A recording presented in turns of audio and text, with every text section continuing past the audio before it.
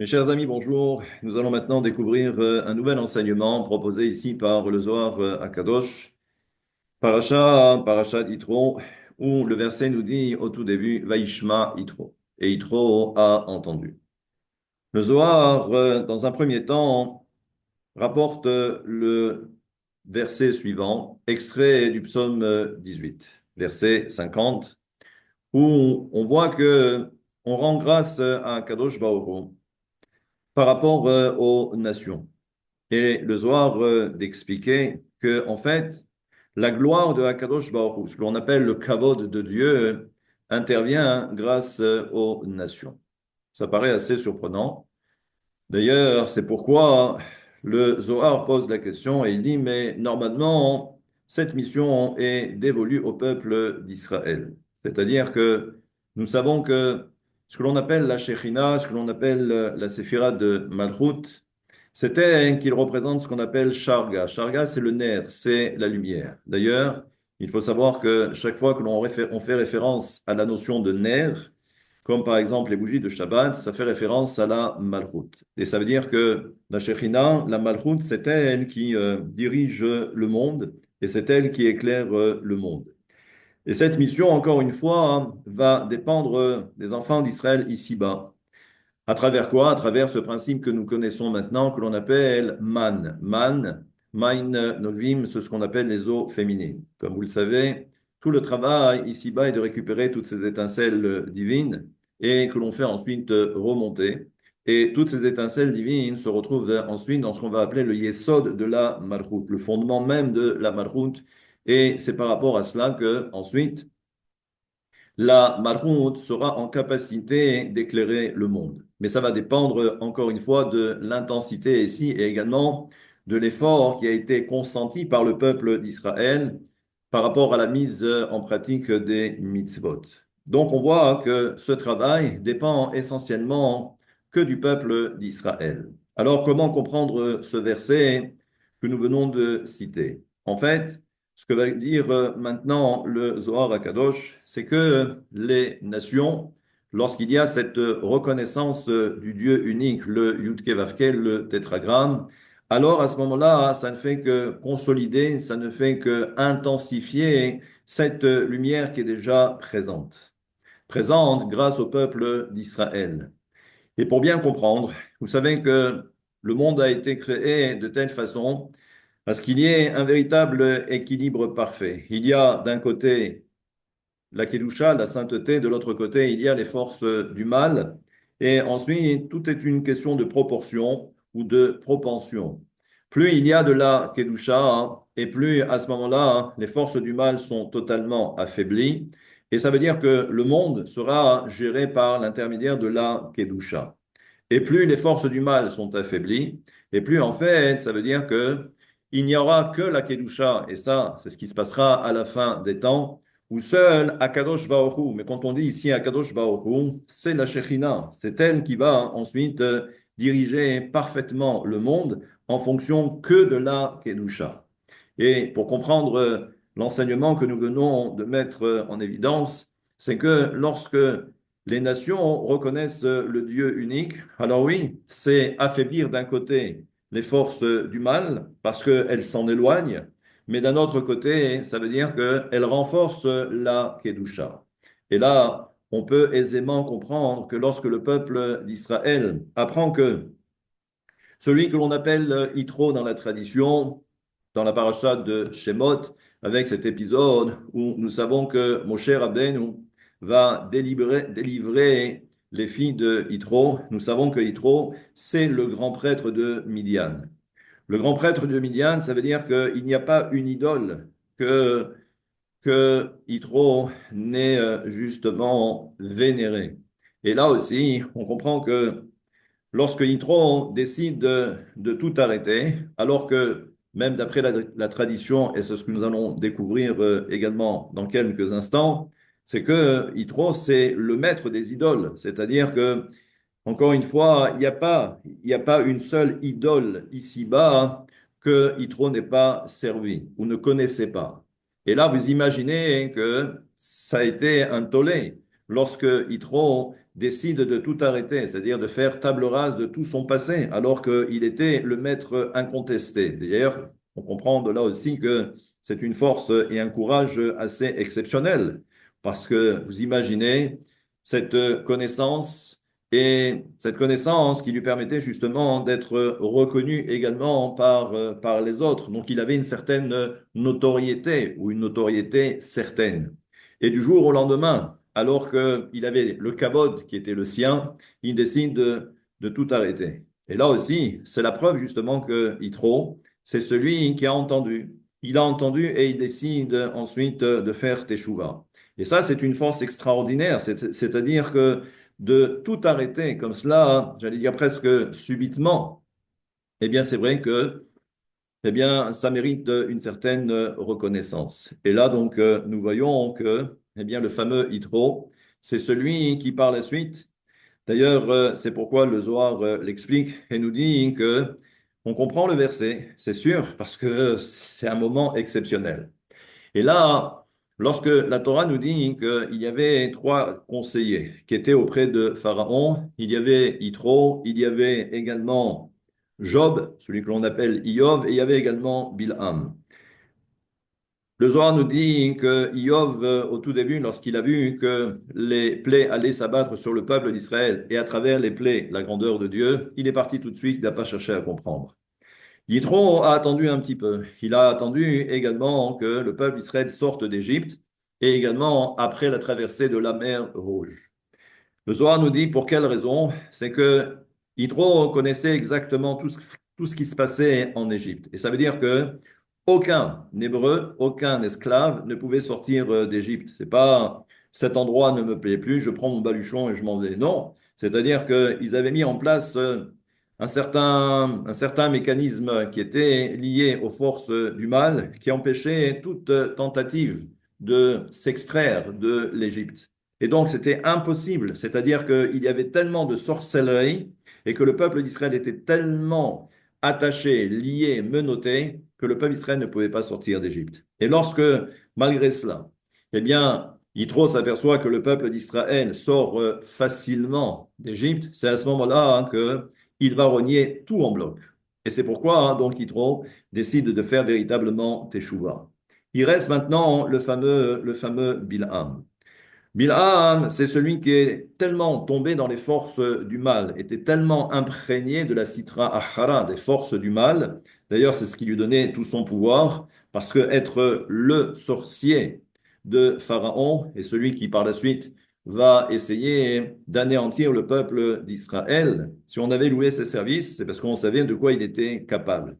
Mais lui a assisté justement à tous ces dévoilements, mais malheureusement, ça n'a eu, j'allais dire, aucun effet sur sa personne. Et donc, il est resté tel qu'il était. De là, on voit donc que Yitro, c'est celui qui représente le converti par excellence. C'est celui qui décide de tout abandonner. Et encore une fois, il faut un courage incroyable pour pouvoir se convertir. Alors, vous allez dire, bon, très bien, c'est une reconnaissance de sa part, mais honnêtement, quand on assiste à des miracles, c'est vrai que par la suite, alors, c'est tellement beaucoup plus facile parce que là, c'est une évidence. Et à partir de là, tout le monde voudrait se convertir. Mais encore une fois, si vous avez bien compris mon propos, c'est que c'est très difficile. C'est très difficile de tout abandonner tout en sachant que l'on a une certaine notoriété. On a déjà, j'allais dire, toutes ces médailles accrochées à son veston et on se dit, bon, c'est très compliqué. Il y a eu également dans l'histoire d'autres personnes qui était évêque et qui savait pertinemment que le judaïsme, c'est ce qu'il y avait eh bien, de réel, c'était la seule réalité de ce monde. Mais je sais que c'est très difficile de tout abandonner, alors que, eh bien, on a encore une fois un niveau, j'allais dire, de reconnaissance qui empêche parfois, eh bien, même la conscience de s'exprimer. Je referme cette petite parenthèse. Mais voilà, donc on voit que Akadosh Baruch Hu a accepté bien évidemment la conversion de Yitro, mais plus que cela encore, eh bien, la paracha porte son nom. On comprend aussi que c'est lié à la conversion parce que quand on décide d'adhérer au judaïsme, c'est avant tout, comme c'est la procédure, lorsqu'on est devant le mikvé, c'est ce qu'on appelle Kabbalat Ol Malchut. Et c'est l'acceptation des Ol Mitzvot et Ol Malchut, mais plus exactement Ol Mitzvot, c'est l'acceptation du joug des mitzvot. Et là aussi, simplement pour parfaire ce propos, et ce que dit le Zohar à Kadosh, c'est que lorsque Yitro décide de venir voir son gendre Moshe, il est accompagné de sa femme, pardon, la femme de Moshe et de sa fille, et également de ses petits-enfants. Simplement, le verset nous dit Ushne Vanea et ses deux enfants. Le Zohar pose la question et dit, mais pourquoi on dit Ushne Vanea, Tzipora, avec ses deux enfants? Le Zohar dit, mais est-ce que ce ne sont pas également les enfants de Moshe Rabbeinu? Là-bas, il y a toute une réponse qui est proposée. C'est que Moshe Rabbeinu est déjà maintenant dans une autre dimension. Il est lié complètement à la Shekhinah. La Shekhinah, ou c'est ce qu'on appelle la Matronita dans le Zohar, il est le Baal à Matronita, c'est-à-dire que c'est le mari justement de la Shekhinah. Il est lié intimement avec la Shekhinah. Donc, c'est comme si on disait que ce sont les enfants de Tzipora, et c'est pour ça que on comprend que on veut pas non plus, entre guillemets, porter préjudice à cette nouvelle relation entre Moshe Rabbeinu et la Shekhinah, où on voit qu'ils sont totalement imbriqués. Et là, le Zohar nous dit, non, lorsque l'on parle de ces deux enfants, eh bien, ce sont en réalité les enfants de Yitro, en fait, les garçons de Yitro. Et là, le Zohar pose la question, une question simple. Il dit, mais on sait très bien que dans la paracha de Shemot, on ne parle pas de garçons parce que Yitro avait 7 filles. Donc, on ne parle pas de garçons. Et la preuve, c'est que lorsque Moshe Rabbeinu s'interpose par rapport au berger qui était là pour un petit peu harceler les filles de Yitro, eh bien, si Yitro avait des garçons, il est sûr et certain qu'ils seraient intervenus eux-mêmes. Mais en fait, il n'y avait pas de garçons, il n'y avait que des filles. Mais le Zohar nous dit, en fait, c'est que après que Moshe Rabbeinu soit rentré dans la maison de Yitro, il y a eu ce mérite d'avoir par la suite des enfants. C'est-à-dire que grâce à la présence de Moshe Rabbeinu, il a eu le mérite d'avoir des garçons. Et donc, lorsque dans cette paracha, on parle, ou Banéa, on parle des enfants de Yitro, comme pour dire que Yitro n'est pas venu seul pour se convertir, mais ses enfants également, les enfants qu'il a eus après ce fameux épisode, l'épisode du puits, eh bien, même ces enfants sont venus pour se convertir. Et d'ailleurs, plus tard, on comprendra que Yitro est retourné chez lui, il a fait tchouva, mais ses enfants sont restés. Et nous savons que pourquoi ils sont restés? Parce que Yitro voulait à tout prix que les enfants, ses enfants, apprennent la Torah de Moshe Rabbeinu. Et d'ailleurs, on verra que par la suite, ceux que l'on appelle les Kénis, eh bien, ce sont les enfants ou les descendants de Yitro. Donc, on voit que ça a été une conversion totalement parfaite. Ceci dit, il faut savoir que là aussi, puisque au moment où je vous parle, on est encore dans Tu Bishvat. Et le principe de Tu Bishvat, c'est de consommer des fruits. Et les fruits sont de différentes natures. Nous savons que dans chaque fruit, il y a une écorce et que le fruit se trouve à l'intérieur. Maintenant, ensuite, ça dépend de l'écorce elle-même. Il y a des fruits où il faut casser véritablement l'écorce. D'ailleurs, c'est pour ça que le Zohar rapporte l'exemple de la noix. Et la noix, il faut d'abord la casser. Et le fruit se trouve à l'intérieur. Mais plus on avance, là, on est dans le monde de la Asiya, c'est le Nefesh, où on s'aperçoit que toujours est-il, c'est toujours une question de propension ou dans le monde de la Asiya, c'est le monde des forces du mal, et l'épaisseur de cette écorce est considérable avant d'arriver au fruit. Mais plus on monte de niveau, et plus on s'aperçoit que même le fruit, même l'écorce s'affine. Et d'ailleurs, à telle enseigne, c'est qu'il y a des fruits que l'on peut consommer directement même avec l'écorce. Une pomme, par exemple, du raisin. Et là, on comprend que les deux sont tellement associés. Et c'est pourquoi, hein, comme vous le savez maintenant, c'est que cette fameuse écorce, c'est ce que l'on va appeler la klipat noga. Et la klipat noga, eh bien là aussi, c'est pareil, c'est comme dans la kedusha, il y a plusieurs niveaux. Et dans la klipat noga aussi, on fait état des 10 séphirot dans la klipat noga. Et donc, les âmes qui proviennent de la malchut de cette klipat noga, c'est la partie la plus basse. Et c'est pourquoi, là aussi, eh bien, parmi les conversions, vous avez des conversions qui seront certes des conversions qui seront, entre guillemets, tolérées.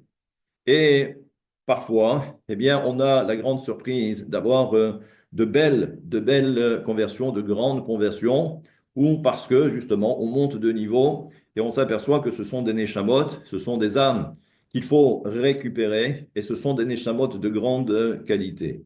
Mais encore une fois, hein, c'est que l'ensemble, il faut récupérer toutes ces âmes. Parce que là aussi, je reprends le verset, c'est que plus ces personnes qui étaient de l'autre côté, parce que là aussi, surtout par les temps qui courent, vouloir se convertir aujourd'hui, alors que on sait très bien ce qui se passe, est-ce que les gens pensent, eh bien, d'Israël, pensent également ce que les gens pensent également du judaïsme, l'antisémitisme aujourd'hui, eh bien, malgré cela, si les personnes décident de vouloir se convertir, c'est-à-dire que c'est un gros sacrifice. Et elles acceptent, et pas simplement elles, mais également les parents de ces personnes qui souhaitent se convertir. C'est un gros sacrifice et c'est un courage absolu. Peut-être que si on était à leur place, peut-être que c'est quelque chose que l'on ne ferait pas nous-mêmes, tellement c'est vrai que ça pourrait être préjudiciable et dans tous les domaines, même sur le plan professionnel. Il se passe tellement de choses où il suffit simplement de mettre une petite Magen David pour que vous soyez déjà blackboulé. Donc là aussi. Donc c'est pourquoi lorsque il y a une conversion, eh bien dans le ciel, c'est une gloire supplémentaire pour Dieu, parce que c'est une reconnaissance. Et ça, c'est quelque chose que l'on ne doit pas perdre de vue. Et c'est pourquoi, simplement, Beruach HaKodesh, par l'intermédiaire de l'Esprit Saint, David Ameller a mis en évidence que la conversion, c'est aussi quelque chose qui permet de faire grandir Dieu, entre guillemets. Vous allez me dire, on n'a pas besoin de ça pour faire grandir Dieu. Je rappelle que sur le plan mystique et chassidique, on parle ici de la Shekhinah. Et la Shekhinah, pour qu'elle puisse prendre de l'ampleur, on a besoin également de tout cela. Shabbat Shalom et à très bientôt.